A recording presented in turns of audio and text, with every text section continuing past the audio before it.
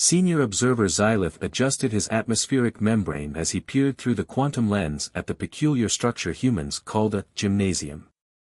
After 3 cycles of studying Earth's civilization, the Zentorian Cultural Observation Team still struggled to understand the bizarre rituals conducted within these enclosed spaces. "Captain," chirped his assistant Raylia, her bioluminescent spots flickering with concern, "I've detected another gathering of juvenile humans. They appear to be assembling for their daily physical conditioning ritual." Xylitha's sensory tentacles curled with interest. The Galactic Council had sent their most experienced team to study Earth's educational systems, but nothing in their extensive training had prepared them for what they discovered.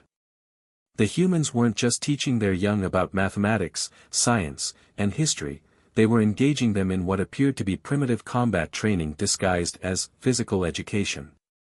From their cloaked observation pod hovering above the school building, Xylith and his team had documented countless peculiarities. They'd watched in horror as young humans were forced to climb rope structures that dangled precariously from the ceiling, an obvious exercise in escape tactics. They'd observed the strange ritual of push-ups, clearly designed to build strength for hand-to-hand combat. "Log this, Raylia," Xylith dictated, his translator working overtime to find the right galactic standard words. Earth date, September 15th. The human younglings continue their daily conditioning. Most concerning is their practitioners' use of psychological warfare, employing phrases like, "one more lap," and, "you can do better than that," to push their subjects beyond normal physical limitations. The team psychologist, Dr. Zinba, floated nearby, her crystalline form shimmering with anxiety. "What troubles me most is their hierarchical structure," she noted, gesturing toward the being humans called a coach. This authority figure uses an amplified sound device to issue commands. The young ones respond with immediate, almost military precision. Their surveillance was interrupted by an urgent communication from Central Command. "Observer Xylith," the holographic message crackled, "the Council requires immediate clarification on your latest report, particularly the section about something called freestyle swimming. Are you certain the humans are training their young to survive aquatic combat scenarios?" Xylith prepared to respond, but his attention was drawn to a new development below. The human young were being divided into 2 groups, and spherical projectiles were being distributed. His heart clusters nearly stopped when he recognized the pattern. They'd seen this before on other worlds, usually preceding the development of organized warfare. "By the sacred nebulae," Raylia whispered, her spots now pulsing with alarm. "They're not just training them for combat, they're organizing them into opposing forces." The team watched in growing horror as the human instructor released the young ones to begin what their intelligence suggested was called a warm-up. The synchronization of their movements, the precision of their formations as they jogged in circles, it all pointed to something far more organized than simple physical development. "Update the Council immediately," Xylith commanded. "Advise them that we may need to revise Earth's classification from developing peaceful civilization to potential military threat. These games, they claim to be teaching their young, they're clearly preparation for something larger." As if to confirm their worst fears, a high-pitched sound emanated from the instructor's handheld device, what humans called a whistle, and the young ones immediately ceased their movement, falling into perfect lines with practiced efficiency. "Most disturbing," Dr. Zinba observed, making rapid notes in her crystalline matrix. "They've conditioned their young to respond to sonic command signals. This level of organization suggests years of refined training methodology. What happened next would change the course of Earth-galactic relations forever." The human instructor reached into a large container, pulled out a red rubber sphere, and held it up like some sort of ceremonial object. The young humans' reactions were immediate and intense, some showed signs of excitement, others obvious fear.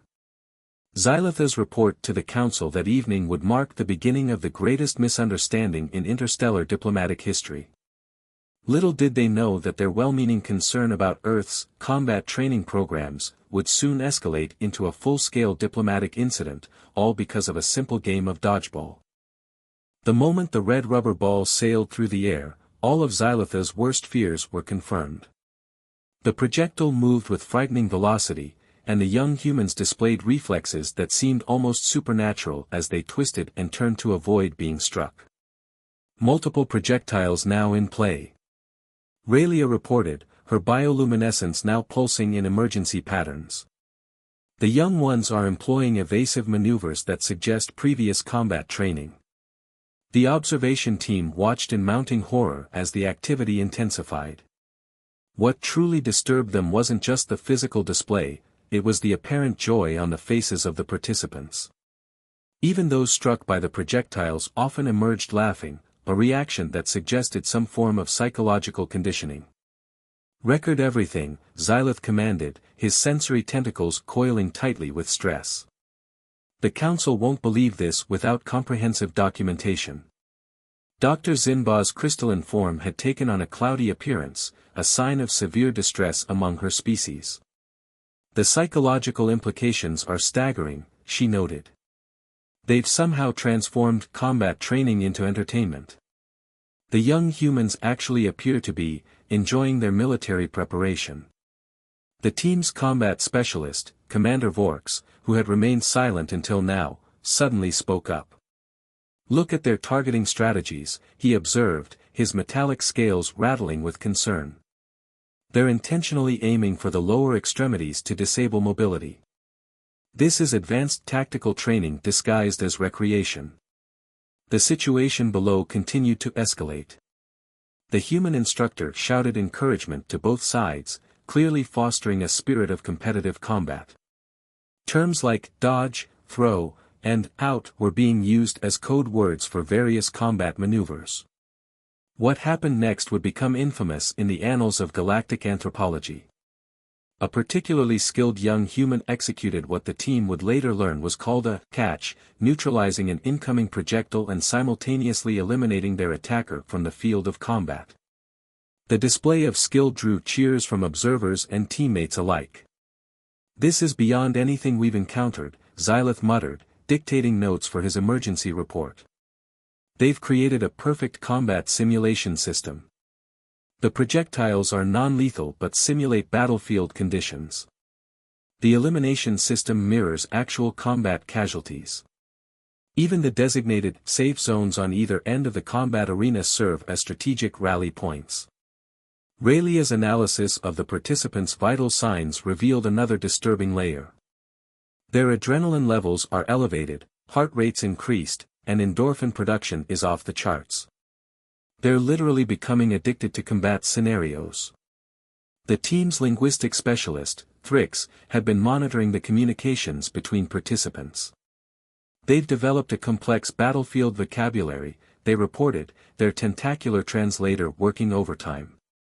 Phrases like "no headshots" and "cross the line" appear to be regulatory combat protocols.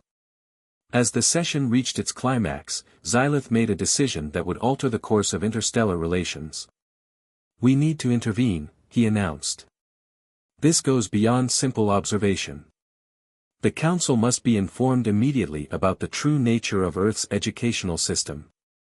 Commander Vorks's scales had taken on a deep crimson hue, a sign of extreme agitation among his species. "In all my years studying primitive warfare, I've never seen such an elegant system for military preparation. The humans have managed to disguise complex combat training as a recreational activity. The implications are concerning." The observation pod sensors suddenly detected a new wave of young humans entering the facility. These ones were smaller, presumably younger recruits about to begin their own training session. The team watched as these tiny humans were introduced to something even more alarming, an activity they called freeze tag. "By the cosmic void," Raylia whispered, her spots now completely dark with shock. "They're teaching them pursuit and evasion tactics. This goes deeper than we imagined." Xylith activated the emergency transmission beacon. This wasn't just about documenting human behavior anymore, this was a matter of galactic security. As he prepared his urgent report to the Council, he couldn't help but wonder what other military training programs the humans had disguised as innocent games. Little did the observation team know, their well-meaning concern was about to trigger a chain of events that would bring humanity and the Galactic Council into direct confrontation, all because of a fundamental misunderstanding about the nature of play, competition, and the peculiar human need to throw things at each other for fun. The Grand Chamber of the Galactic Council had never been so chaotic. Representatives from over 300 civilizations murmured and buzzed in their native tongues as Xylothe's report was displayed on the massive holographic screen. Even the usually stoic crystalline collective was exhibiting signs of distress, their surfaces clouding with anxiety. High Counselor Zathrax, a being composed primarily of pure energy contained within an ceremonial environmental suit, called the session to order. Esteemed colleagues, their voice resonated through the universal translator, we face an unprecedented situation. The evidence gathered by observer Xyloth regarding Earth's youth combat training program is disturbing. The holographic display showed footage of what the Council would later learn was a perfectly normal elementary school field day. To the assembled alien representatives, however, it looked like a military training ground for small warriors. As you can see, Xyloth explained, his tentacles trembling slightly, the humans have developed an elaborate system of combat exercises disguised as recreational activities. They call this particular ritual, Field Day, though we've observed no agricultural purpose whatsoever. The footage showed children participating in sack races, which caused several council members to recoil in horror. They forced their young to battle while imprisoned in fabric containment devices, gasped the representative from Proxima Centauri, their phosphorescent plumes flashing in distress. Ambassador YRRX of the Hive Mind Collective raised all four of their appendages in alarm. Observe the three-legged race segment. They're clearly training their young to operate in synchronized combat pairs. The coordination required is remarkable, and terrifying. The presentation continued with footage of the tug-of-war event. This caused such a commotion that High Counselor Zathrax had to activate the chamber's calming field to prevent a panic. Yes, you're seeing this correctly, Xyloth confirmed grimly. They divide their young into opposing forces and have them engage in direct contests of strength. The defeated team is dragged across a designated line in the sand, a clear simulation of territorial warfare. The Council's chief military advisor, General Cthax, a being evolved from predatory arachnids, clicked their mandibles thoughtfully. Most concerning is their use of what they call participation ribbons. Clearly a sophisticated reward system for combat training completion. But what truly worries me is this dodgeball phenomenon. The footage shifted to show a typical dodgeball game. The assembled council members watched in stunned silence as rubber balls flew across the gymnasium. Several of the more sensitive species had to activate their emotional damping fields. The implications are clear, declared the representative from the Silicon Consciousness, their metallic voice resonating with concern. Earth is preparing its young for some form of galactic conquest. These games are merely preparation for future military campaigns. High Counselor Zathrax raised all 7 of their energy tentacles for silence. We must consider our response carefully. Earth remains unaware of our presence, but these activities cannot be ignored. The question before the Council is, do we intervene? The debate that followed was heated. The Pacifist Confederation of Betelgeuse advocated for immediate intervention to save the human young from militaristic indoctrination. The ancient collective of warrior races, surprisingly, argued for caution, expressing reluctant admiration for Earth's training methods. There's more, Xyloth added, causing the chamber to fall silent. We've discovered something they call musical chairs. The psychological warfare implications are staggering. They train their young to compete for limited resources while being subjected to rhythmic sonic warfare. The council chamber erupted into chaos again. Representatives from various worlds shouted suggestions and demands. The meditation masters of Rigel 7 attempted to start a group consciousness melding session to find a peaceful solution, while the warriors of Antares began drawing up battle plans, just in case. High Counselor Zathrax finally restored order by increasing the calming field to maximum strength. We must act decisively but cautiously. We cannot risk open conflict with a species that starts combat training at such a young age. I propose we send a diplomatic intervention team. The motion was approved with unprecedented speed. Within hours, a team of the galaxy's finest diplomats and cultural experts was assembled, ready to make first contact with Earth's educational authorities. Little did they know that their well-meaning intervention was about to create the most awkward first contact scenario in galactic history. As the diplomatic team prepared to depart, none of them could have predicted that their greatest challenge would be understanding the simple human concept of playing games for fun. The diplomatic intervention team materialized in the middle of Springfield Elementary School's gymnasium during what would later be recorded as the most chaotic game of kickball in human history. Ambassador Nix, the team's leader, immediately activated their universal translator and stepped forward with all four arms raised in what they hoped was a peaceful gesture.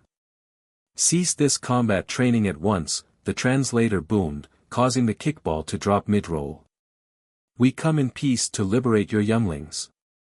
PE teacher Mr. Thompson, who had seen plenty of strange things in his 20 years of teaching but never anything quite like this, slowly lowered his whistle. The kids, rather than showing fear at the sudden appearance of alien life forms, responded with enthusiastic curiosity. "Cool. Are those real tentacles? Do you guys play sports on your planet? Can you do a backflip in zero gravity?" The intervention team psychologist, Dr. Kixna, began experiencing severe confusion spasms. Most unusual, they noted, their crystalline formed shifting colors rapidly. The young humans show no signs of trauma despite their rigorous combat conditioning. Could their psychological manipulation be this complete? Meanwhile, Principal Stevens had arrived on the scene, clipboard in hand, looking remarkably composed for someone dealing with an alien intervention. "Perhaps," he suggested calmly, "we should discuss this in my office. I'm sure we can clear up any misunderstandings." The diplomatic team's security expert, Commander ZYX, was scanning the gymnasium equipment with increasing alarm. "Hi Ambassador, these devices, they're everywhere. Look at those suspended rings, clearly for aerial combat training. And those padded mats, obviously for hand-to-hand combat practice." In the principal's office, the situation only grew more complex. The intervention team presented their evidence, including detailed analyses of various playground activities.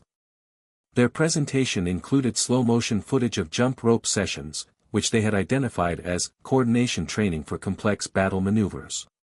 Principal Stevens listened patiently, occasionally suppressing what might have been either a laugh or a cough. "I think," he said carefully, "there's been a slight misunderstanding about the nature of physical education." "Misunderstanding?" Ambassador Nix's translator struggled to convey their incredulity. "We have documented evidence of your Red Rover formations, clearly a simulation of battlefield breakthrough tactics." The situation reached its peak of absurdity when the team's cultural expert, Professor Yilith, burst in with what they considered damning evidence, a recording of the hokey pokey. This ritual, they declared, their bioluminescent spots flashing frantically. The participants are instructed to put their whole selves in, a clear reference to total commitment to combat. And the turning oneself around? Obviously a tactical spinning maneuver. Mr. Thompson, who had joined the meeting, finally couldn't contain himself any longer. He burst out laughing, which caused several members of the diplomatic team to activate their defensive shields. "You think we're training kids for combat?" he managed between chuckles. "We're playing games. It's fun. It's how kids learn to cooperate, stay healthy, and enjoy physical activity." The concept of fun required 3 hours of detailed explanation, during which the diplomatic team's universal translators nearly overheated trying to convey the concept. The breakthrough finally came when young Tommy Jenkins, who had been sent to the principal's office for an unrelated incident involving pudding in the cafeteria, offered a simple suggestion. "Why don't you guys just play with us? Then you'll understand." The diplomatic team exchanged uncertain glances. Their mission parameters hadn't included participating in human recreational activities. However, in the interest of thorough investigation, they agreed to observe a demonstration up close. What followed would become legendary in both human and galactic records, the first ever interspecies game of Duck Duck Goose, featuring beings from across the galaxy attempting to understand why being chosen as Goose was causing such delight among the human children. As Ambassador Nix found themselves circling the seated group, tentatively tapping heads and saying, "Duck," something extraordinary began to happen. The rigid diplomatic protocols began to crack, and underneath, something revolutionary emerged, the universal concept of play. The sight of Ambassador Nix being taught to shoot hoops by a group of enthusiastic third graders would forever change the course of intergalactic relations. After their initial panic about Earth's combat training programs, the Galactic Council's diplomatic team found themselves in the midst of a revelation that would reshape their understanding of human culture. "Fascinating," Dr. Kix-Na observed, their crystalline form now glowing with pleasant pastel colors as they watched Ambassador Nix's tentacles finally manage to sink a basketball. The physical activity generates endorphins, promoting positive emotional responses without any military application whatsoever. It's simply enjoyment. The breakthrough had come during an impromptu physical education class where the alien diplomats had been invited to participate. Commander ZYX, despite initial reservations, found themselves thoroughly engaged in a game of Foursquare, their natural ability to hover giving them a slight advantage that the human children found delightfully challenging. "Did you see that move?" young Jessica Martinez exclaimed after Commander ZYX executed a perfect serve. "Can you teach me how to float like that?" The Galactic Council's emergency session to address this new development was unlike any other in its history. The chamber's formal atmosphere was somewhat undermined by the fact that several council members were now attempting to master the art of pat-a-cake with their various appendages. High Counselor Zathrax, their energy form flickering with amusement, addressed the assembly. "It appears we have made a significant error in our assessment of human recreational activities. These games are not preparation for warfare, but rather a sophisticated system for physical development, social bonding, and..." They paused, checking their translator, what the humans call having a good time. The Council's research division had already begun studying the potential applications of human recreational activities across various species. The gelatinous beings of Proxima Centauri had developed a particular fondness for jump rope, though their lack of solid form presented some interesting challenges. Back on Earth, the Springfield Elementary School Gymnasium had become an unofficial embassy for interstellar cultural exchange. Mr. Thompson found himself teaching alien diplomats the finer points of kickball while learning about zero-gravity sports from other worlds. "Remember," he explained to a group of fascinated alien observers, "the key to dodgeball isn't about combat, it's about teamwork, reflexes, and most importantly, having fun." The concept of fun had sparked a revolution in galactic anthropology. Research teams across the universe were now studying the human ability to transform physical challenges into enjoyable social activities. The warrior races of Antares were particularly intrigued by the concept of tag and had begun incorporating it into their cultural practices, though their version involved significantly more ceremonial face paint. Perhaps the most significant outcome was the establishment of the first intergalactic youth sports exchange program. The sight of human children teaching alien visitors how to play hopscotch while learning telekinetic ball games in return became a symbol of successful cultural integration. Principal Stevens' office now displayed a unique collection of certificates, including one that named Springfield Elementary as Earth's first intergalactic center for recreational studies. The certificate was written in 15 different languages, 3 of which were expressed through pheromones. The final report to the Galactic Council, co-authored by Ambassador Nix and Mr. Thompson, concluded, "While humans may indeed be unique in their approach to physical education, their methods reveal a fundamental truth about sentient beings, the universal desire to play, compete, and connect through shared activity. Also, dodgeball is actually quite fun once you understand that no one is actually trying to conquer anyone else." As a footnote to the report, young Tommy Jenkins added his own observation, maybe next time aliens visit, they shouldn't assume we're always training for war. Sometimes a game is just a game, even if you're playing it with tentacles or while floating 3 feet off the ground. The incident did lead to one significant change in Galactic Council protocols. All future cultural observation teams were required to participate in at least one game of Duck Duck Goose before making any official assessments of alien civilizations. As High Counselor Zathrax noted in their final address on the matter, sometimes the best way to understand a species is to play with them. And so, what began as a panicked response to perceived military training ended as a breakthrough in interstellar relations. The gymnasium of Springfield Elementary became known across the galaxy as the place where aliens learned that sometimes, the most important diplomatic tool is a rubber ball and the willingness to play.